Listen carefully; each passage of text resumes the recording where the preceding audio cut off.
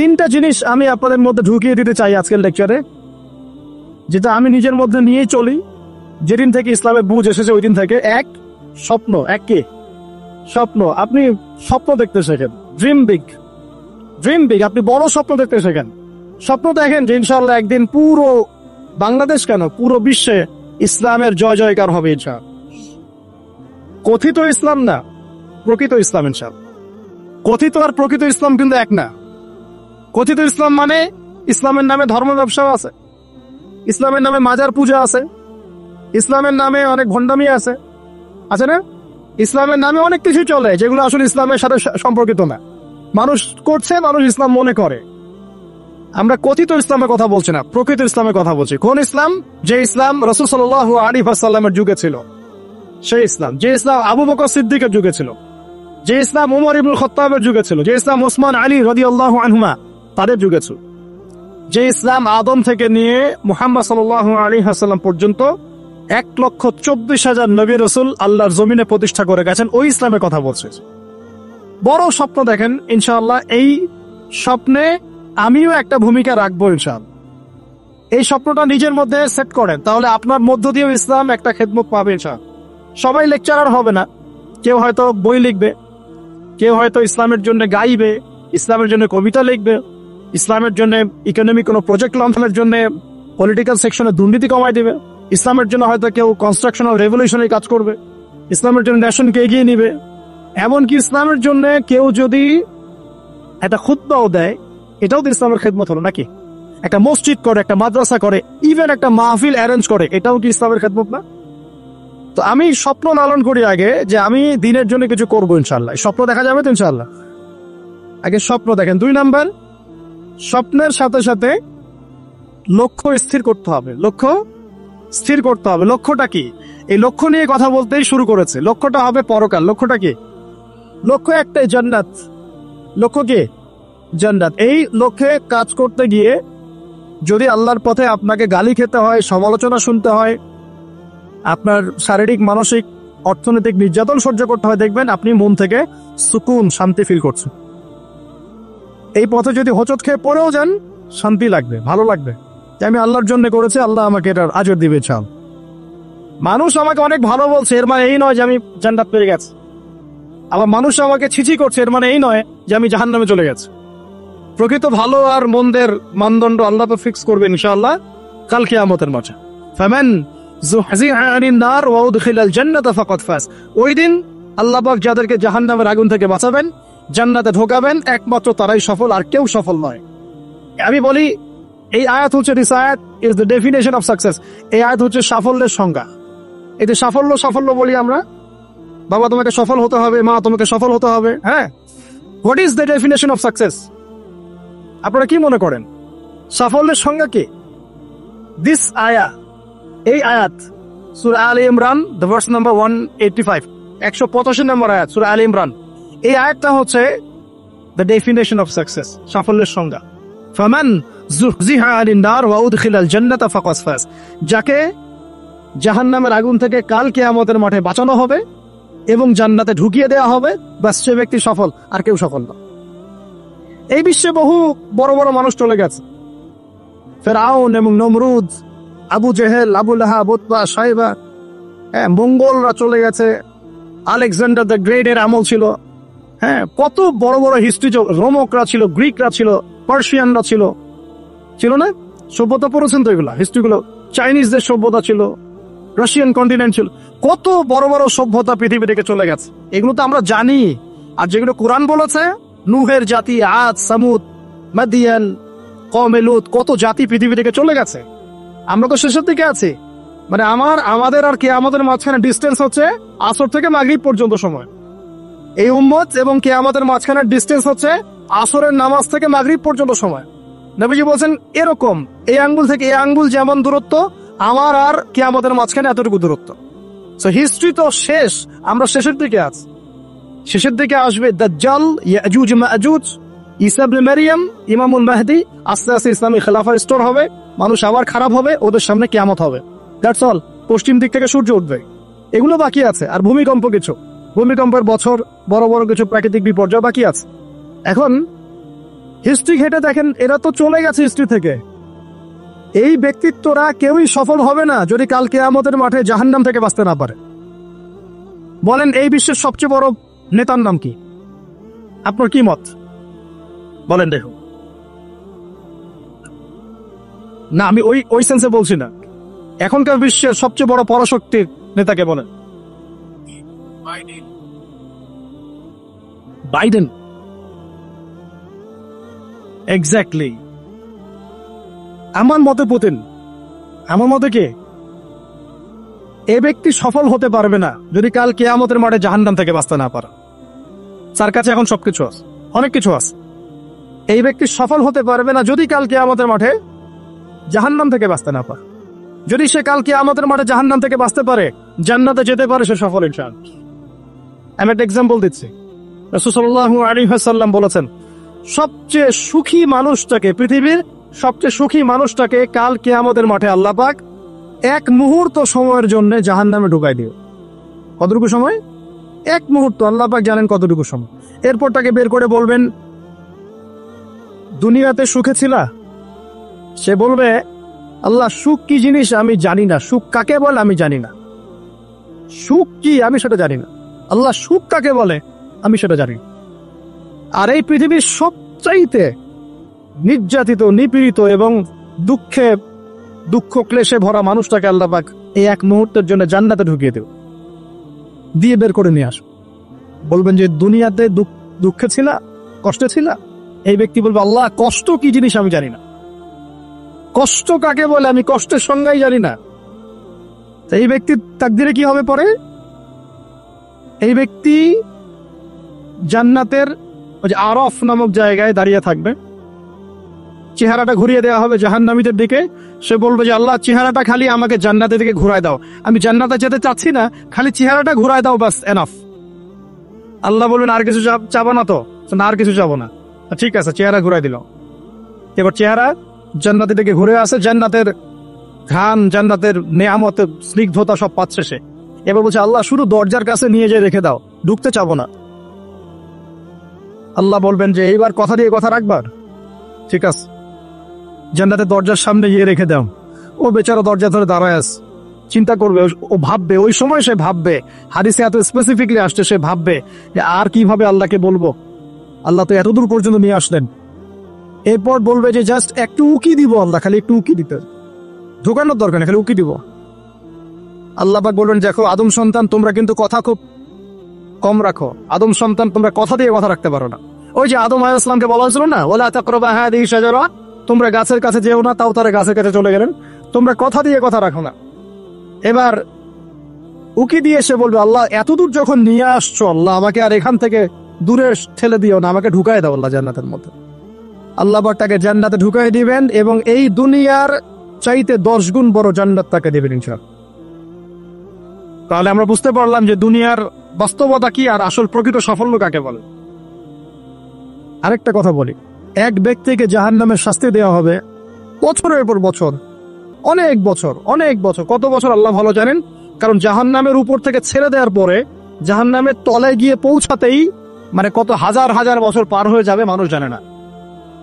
এত গভীর জাহান্নাম, এত গভীর। আমরা তো এখন নাসাকে ইলাহ বানিয়ে নিয়েছি, নাসা যা বলে তাই বিশ্বাস করি। ও বলে মঙ্গলে পানি আছে, আমরা বলি হ্যাঁ পানি আছে। ও বলে চাঁদে এই আছে, আমরা বলি হ্যাঁ সেই আছে। নাসা যদি এখন বলে জাহান্নাম নামে একটা জায়গা আছে, কালকে দেখবেন সব মানুষ বিশ্বাস করছে হ্যাঁ জাহান্নাম নামে একটা জায়গা আছে। এটা হলো যে সায়েন্সকে আমরা এখন উপাস্য বানাচ্ছি, এটা একটা শিখ, আধুনিক শিখ। আধুনিক আরো শিখ আছে, আল্লাহর হালালকে হারাম করা, আল্লাহর হারামকে হালাল করে নেওয়া। ওইদিকে আমি যাচ্ছি না। এখন পড়তে পড়তে পড়তে একটা জায়গা তাকে দাঁড় করিয়ে দেওয়া হবে, আযাব দেওয়া হবে, আযাব দেওয়া হবে, আযাব দেওয়া হবে। এক পর্যায়ে সে চিৎকার করতে থাকবে, ইয়া মান্নান ইয়া হান্নান, ইয়া মান্নান ইয়া হান্নান। এভাবে চিৎকার করতে করতে, এগুলো আল্লাহ পাকের নাম। এগুলো কি আল্লাহ পাকের নাম। আল্লাহ পাক বলবেন, দেখো জাহান্নামের অতল গভীরে কোন আমার বান্দা আমাকে ডাকছে, কি হাজত তার, নিয়ে আসুক। ওকে জিজ্ঞাসা করা হবে কি প্রয়োজন। সে শাস্তির অভিযোগ করবে, শাস্তির অভিযোগ করে তাকে বলবে যে আমার এই শাস্তি আমি সহ্য করতে পারছি না, আল্লাহ আমাকে এইটা দাও, সেটা দাও আমাকে, আমি যেখানে থাকি সে থাকার জায়গাটা ভালো না, আমি যেখানে বসি বসার জায়গায় ভালো না, এরকম অনেক কথা বলতে থাকবে। আল্লাহ পাক তখন তার গুনাহগুলোকে স্মরণ করাবেন, মানে তার এই অবস্থা কেন হলো এটা স্মরণ করাবে। এবার সে ব্যক্তি পিছনে ফিরে তাকে আবার পাঠিয়ে দেওয়া হবে, যাও পিছনে ফিরে যাও। তো যেতে যেতে সে তাকাবে পিছনে ফিরে, বারবার তাকাবে আর বলবে, আল্লাহ তোমার রহমতে আমাকে একবার সেখান থেকে তুমি বের করে নিয়ে আসছো, আল্লাহ দ্বিতীয়বার আমাকে সেখানে পাঠাও। আমি তোমার রহমতের আশা রাখি যে তুমি আমাকে মাফ করে দিবা। আল্লাহ পাক বলবেন, আমার রহমতের ওসিলায় সে আমার কাছে চেয়েছে, যাও আমি তাকে মাফ করে দিলাম। এই জাহান্নাম থেকে বের করেও আল্লাহ পাক অনেক মানুষকে কি করবেন, জান্নাতে দিবেন ইনশাআল্লাহ। একজন ব্যক্তির কথা আসছে, 99টা খুন করেছে, তওবা করার সুযোগ আছে কিনা খুঁজতে গিয়েছে। এক আবেদ যে ইবাদত করে, আলেম না আবেদ, সে বলেছে কোনো মাফ নাই, ওকেও হত্যা করে 100 পূর্ণ করেছে। পরে অন্য এক আলেমের কাছে গিয়ে তওবা করেছে, আল্লাহ পাক তার জান কবজের সময় ফেরেশতাদের দূরত্বকে পরিমাপ করে এই ওসিলায় আল্লাহ রাব্বুল আলামিন তাকে মাফ করে দিলেন।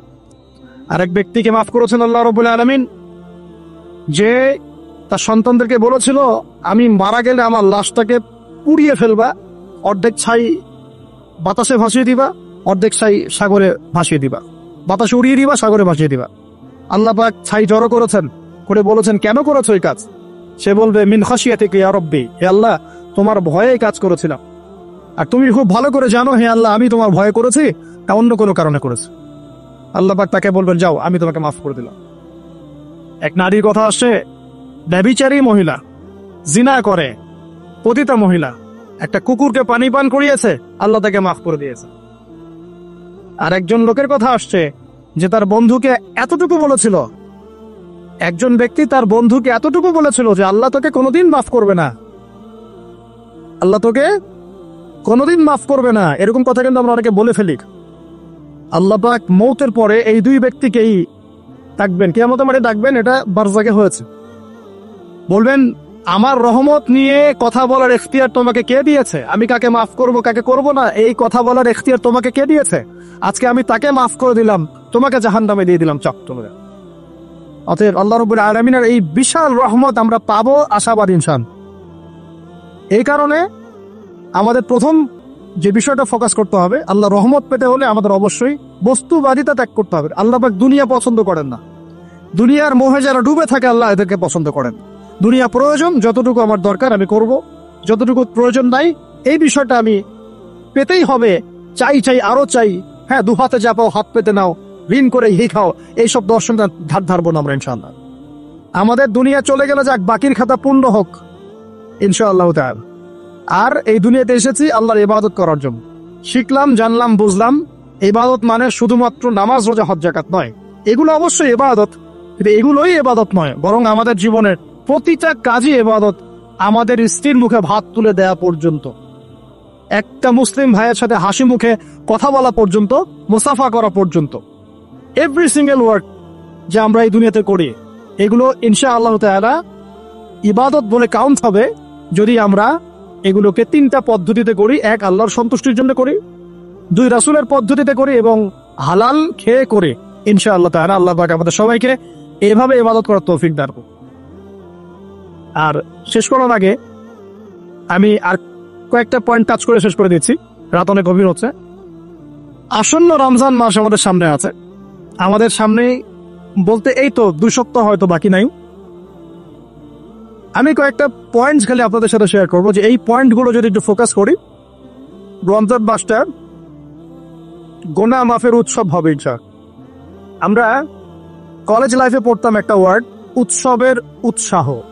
উৎসবের উৎসাহ, এই যে ছায়ানট, উদিচি, সব জায়গায় যারা থাকে না, এরাও এই শব্দগুলো জানে ভালো করে। উৎসবের উৎসাহ, ওরা বলে যে জাগতে হবে রাত আলো জেলে রেখে উৎসবের উৎসাহে, আর রাত জাগতে হবে আলো জেলে রেখে উৎসবের উৎসাহে। আমাদের এই দুনিয়ার জীবনের হায়াত কিন্তু খুব লম্বা না, খুব লম্বা কি 60 থেকে 70, এর মধ্যে আল্লাহ পাক কিছু উৎসবের উৎসাহ দিয়েছেন। যেমন শবে বরাত, যেমন শবে বরাতের রাত, এই রাতে ব্যক্তিকেন্দ্রিক তো কিছু ইবাদত করা যায়, সামগ্রিক না হলে। এই রাতে আল্লাহ পাক সবাইকে মাফ করেন, 2 শ্রেণীর মানুষ বাদ দিয়ে, মুশরিক, মুশাহিন, শিরক করে যারা, হিংসা বিদ্বেষ পোষণ করে যারা, এদের বাদ দিয়ে। শাবান মাস বেশি বেশি নবী রোজা রাখতেন, আরাফার দিন আশুরা, মুহররম, জিলহজ মাসের প্রথম 10 দিন। কিছু উৎসবের উৎসাহ আল্লাহ দিয়েছেন, দেন নাই? সবচেয়ে বড় উৎসব কোনটা বলেন তো? এই যে রমজান মাস। এখন এই মাসে আলো জ্বালা থাকবে উৎসবের উৎসাহে। কিভাবে? প্রথম কথা বলি, দুনিয়াবি বাজার ঘাট শপিং টপিং যা যা আছে আগে ভাগে এই কয়দিনে করে ফেলেন, যাদের সামর্থ্য আছে।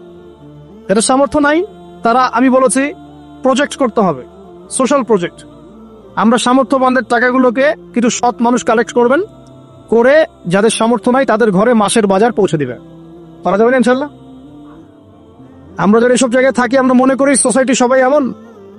সোসাইটির সবাই এমন নয়। অনেক বড় সাথে খেয়ে পরে থাকতে পারে না, সবাই আমাদের মতো খায় না।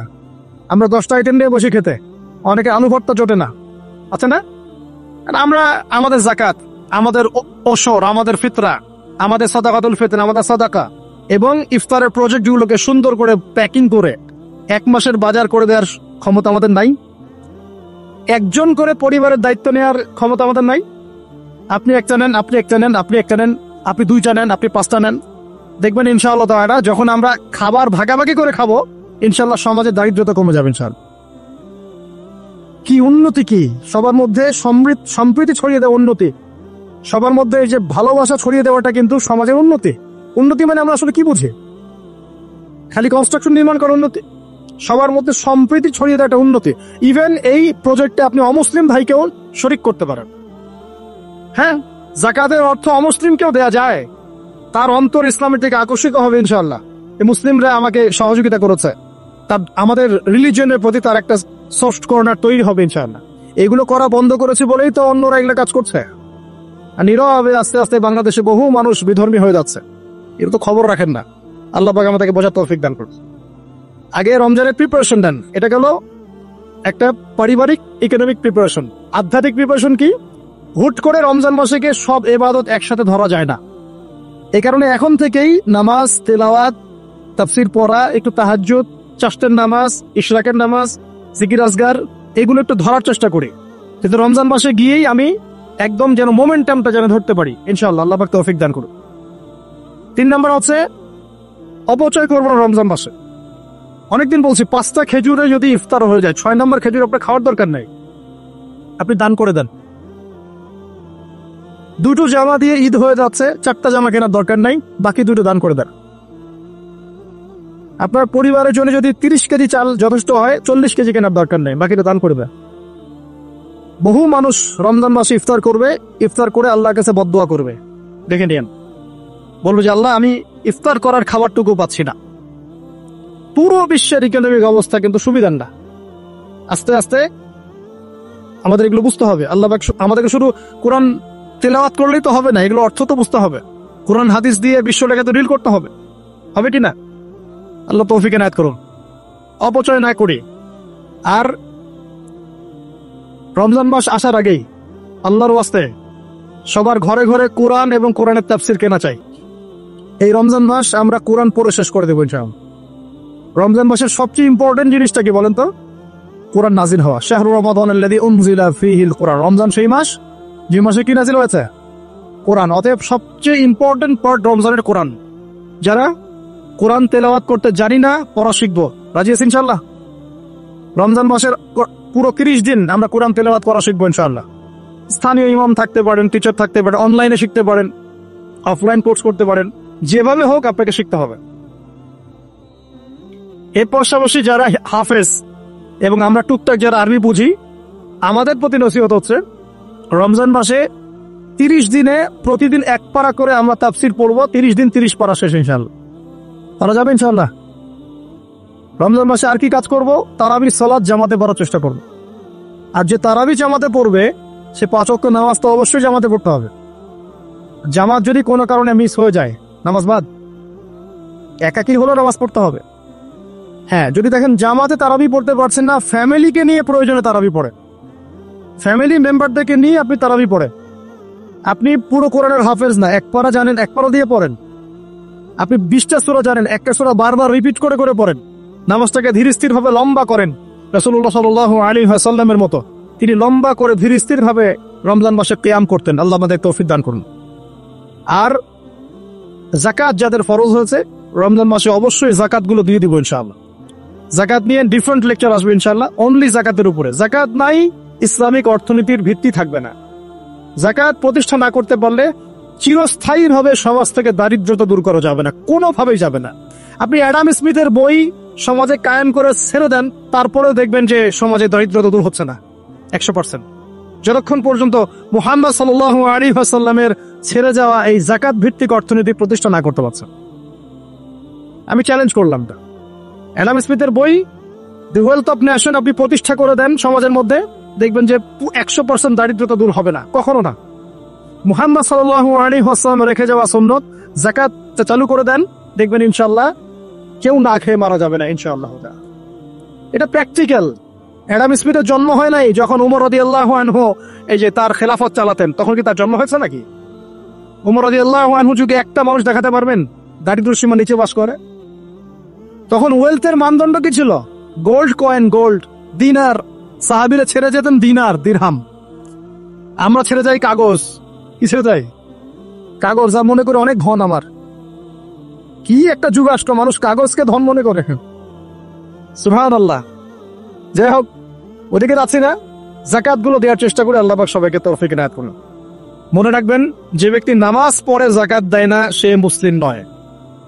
যে নামাজ পড়ে জাকাত দেয় না, জাকাত অস্বীকার করে, সে মুসলিম নয়। আর যে ব্যক্তি নামাজের ফরজিয়াতকে অস্বীকার করে সেও মুসলিম নয়। নামাজও থাকতে হবে, জাকাতও থাকতে হবে। আল্লাহ পাক তৌফিক ইনায়াত করুন, আমিন।